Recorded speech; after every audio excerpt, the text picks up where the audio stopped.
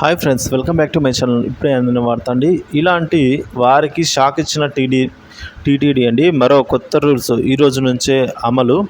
So TTD అమలు చేస్తున్న కొత్త రూల్స్ గురించిన తాజా సమాచారం ఈ వీడియోలో ఉంది. వీడియోని ఎక్కడ కానీ స్కిప్ చేయకుండా ఎండ్ వరకు చూసినట్లయితే ఇన్ఫర్మేషన్ అది పూర్తిగా అర్థమవుతుంది. అలాగే వీడియోకి ఒక లైక్ చేయండి ఫ్రెండ్స్. ఇక వీడియోలోకి అయితే వెళ్ళిపోదాము. ఇక ప్రఖ్యాత పుణ్యక్షేత్రంగా తిరుపతిలో భక్తుల తాకిడి నెలకొందండి. సో శనివారం నాడు అంటే నిన్నటి రోజున 80,404 మంది భక్తులు స్వామివారిని దర్శించుకున్నారు.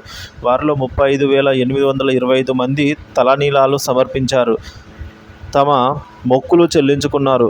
ఆ ఒక్క రోజే హుండీ ద్వారా 3.83 కోట్ల రూపాయల ఆదాయము తిరుమల తిరుపతి దేవస్థానానికి అందింది. వైకుంఠం క్యూ కాంప్లెక్స్లోని అన్ని కంపార్ట్మెంట్లు నిండిపోయాయి. ట్రావెలర్స్ బంగ్లా కాటేజీ వరకు కూడా క్యూ లైన్ ఏర్పడింది. టోకెన్ లేని భక్తులకు శ్రీవారి సర్వదర్శనానికి 18 నుంచి 20 గంటల సమయం అయితే పట్టింది. కంపార్ట్మెంట్లో ఉన్న వారికి ఈ విధంగా టీటీడీ సిబ్బంది అన్నప్రసాదాలు, మజ్జిగ, మంచినీరు, అల్పాహారం పంపిణీ చేశారు. తిరుమలలో దళారుల వ్యవస్థను మాపడంపైన టీడీపీ దృష్టి పెట్టింది. ఇప్పుడు ఇందులో భాగంగానే కొన్ని విప్లవాత్మకమైన చర్యలపై కసరత్తు మొదలుపెట్టింది. శ్రీవారి దర్శనం టికెట్ డూప్లికేట్, నకిలీ వెబ్సైట్ పుట్టుకురావడం, ఆన్లైన్లో దరఖాస్తులను మ్యానిపులేట్ చేయడం వంటి సమస్యలను పరిష్కరించడానికి ప్రభుత్వం నడుం బిగించింది. ఇందులో భాగంగా భక్తులకు అందించే ఆన్లైన్ సేవలన్నీ కూడా ఆధార్ కార్డుతో అనుసంధానం చేయాలని ప్రాథమికంగా నిర్ణయించింది. దీనిపై సాధ్యాసాధ్యాలను పరిశీలించాలి అంటూ టీటీడీ కార్యనిర్వహణాధికారి జె శ్యామలరావు ఆదేశించారు.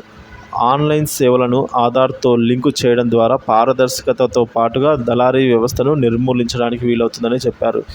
ప్రస్తుతం టీటీడీ దర్శనం టికెట్ల జారీ, వసతి గదుల కేటాయింపు, అర్జిత సేవలు, శ్రీవారి సేవలు తదితర సేవలన్నీ కూడా ఆన్లైన్ ద్వారా బుక్ చేసుకునేందుకు వెసులుబాటు అయితే భక్తులకు ఉంది.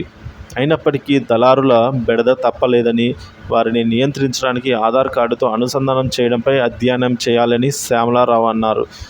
సో దీనికోసం యుఐడిఏఐ అధికారుల సహకారాన్ని తీసుకోవాలని సూచించారు. ఆధార్ ద్వారా భక్తులను గుర్తించడము, బయోమెట్రిక్ వెరిఫికేషన్ వంటి అంశాలు సులభతరం అవుతాయని అన్నారు ఫ్రెండ్స్.